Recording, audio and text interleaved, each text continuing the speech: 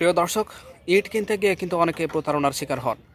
আমাদের বাংলাদেশে সাধারণত 1 থেকে 4 নম্বর পর্যন্ত ইট রয়েছে, কিন্তু সেই ইটগুলো কিভাবে করে আপনি ক্রয় করবেন সেটা কিন্তু আপনি সেই নিয়মটা হয়তো বা জানেন না, বা ইট কিভাবে করে আপনি বাছাই করবেন সেই নিয়মটাও কিন্তু আপনি জানেন না। তো ইট কেনার জন্য 5টি-6টি নিয়ম রয়েছে, যে ভালো ইট আপনি কিভাবে করে বুঝতে পারবেন।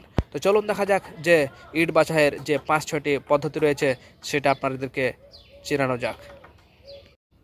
প্রিয় দর্শক, ইট বাছাইয়ের জন্য প্রথম যে পদ্ধতিটা রয়েছে সেটা হচ্ছে ইটের রং দেখে আপনি কিন্তু বুঝতে পারবেন ইটটা অরিজিনাল বা 1 নাম্বার কিনা। ইট দেখেন, এখানে কিন্তু বেশ কয়েকটা ইট রয়েছে দেখেন। তো এটার ভিতরে মাঝের ইটটা দেখেন একদম লাল টকটকে ইট।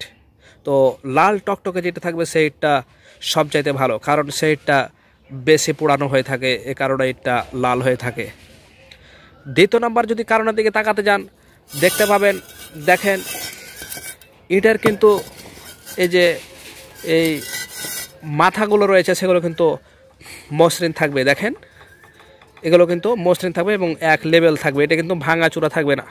কারণ পোড়া যদি ভালো না হয় তাহলে সেক্ষেত্রে একটুতে অল্পতেই কিন্তু এগুলো ভেঙে যায়, কিন্তু পোড়া যদি শক্ত থাকে তাহলে সেগুলো কিন্তু ভালো হয়ে থাকে এবং অল্প আঘাতে কিন্তু ভাঙে না। 3 নম্বর যে পদ্ধতিটা রয়েছে সেটা হচ্ছে ইটকে যদি আপনি এরকম করে দেখেন, এই যে টি স্টাইলে, এই যে টির মতো করে যদি আপনি এভাবে করে ইটটা রাখেন, দিয়ে কিন্তু 2 মিটার উপর থেকে যদি ফেলেন, তাহলে যদি ইটটা শক্ত হয়, দেখেন আমি ভালো করে দেখাচ্ছি, যদি ইটটা এভাবে করে ধরেন, তারপর যদি আপনি ইটটা যদি এভাবে করে 2 মিটার উঁচু থেকে ফেলে দেন, ইট যদি না ভাঙে তাহলে বুঝবেন যে ইটগুলো ভালো, এবং যদি ভেঙে যায় তাহলে কিন্তু বুঝবেন যে ইটের সমস্যা রয়েছে। আরেকটি ব্যাপার আপনাকে বলি, 3 নম্বর যে পদ্ধতিটা রয়েছে সেটা হচ্ছে ইট যদি আপনি এই যে আরেকটা ইটের সাথে এভাবে ঠাং ঠাং করে যদি বাড়ি মারেন, তাহলে সেক্ষেত্রে কিন্তু আপনার আওয়াজ হবে ঠাং ঠাং ঠাং একটা শব্দ হবে। এই যে দেখেন একটা ঠাং ঠাং কীরকম একটা শব্দ আসছে, এটা কিন্তু অরিজিনাল ইটের শব্দ। আবার যদি মনে করেন অনেক ইট কিন্তু মারবেন তখন শব্দ হবে না, থাস করে থেকে যায়, সেটা হচ্ছে কিন্তু আপনার 1 নম্বরের চাইতে বেশি খারাপ যেগুলো সেগুলো ইট। আরেকটা বিষয়, 4 নম্বর যে অপশানটা রয়েছে সেটা হচ্ছে আপনি যদি একটি ইটকে যদি বালতিতে রাখেন, অর্থাৎ কোনো যদি একটি পাত্রে যদি আপনি ভরে যদি একটি ইটকে ডুবান, তাহলে সেই ইটটি যদি আপনি বুঝতে পারেন যে ইটটি অনেক পানি টেনে নিচ্ছে এবং পানিতে অনেক ঘোলা দেখা দিচ্ছে, তাহলে কিন্তু আপনি অনায়াসে বুঝে নেবেন যে সেই ইটটি খারাপ রয়েছে।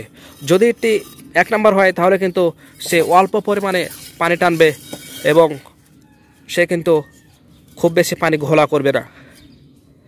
আরেকটি যেটি টিপস রয়েছে ভালো ইট চেনার জন্য, যদি ইটটি আপনার কুচি কুচি কুচি করে ভাঙেন, অর্থাৎ খোয়া করেন, তাহলে সেক্ষেত্রে কিন্তু আপনার একটি বিষয় দেখতে পারবেন, সবগুলো ইট কিন্তু একই কালারের হবে, অর্থাৎ সবগুলো কিন্তু লাল লাল হবে।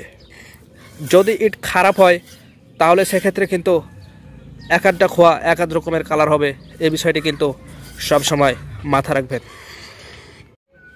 তো প্রিয় দর্শক, আপনাদেরকে আমি ইট চেনার জন্য কিছু টিপস দিয়ে দিলাম। আপনারা চাইলে কিন্তু সেই টিপসগুলো ফলো করে কিন্তু অনায়াসে আপনি ভালো ইট বাছাই করতে পারবেন। তো এই ছিল আজকের মতো, দেখা হবে পরবর্তীতে অন্য কোনো ভিডিওতে। সে পর্যন্ত সবাই ভালো থাকবেন। ভিডিওটি ভালো লাগলে লাইক করবেন এবং পরবর্তী ভিডিও সবার আগে পেতে চ্যানেলটি সাবস্ক্রাইব করে আমাদের সাথে থাকবেন। আল্লাহ হাফেজ।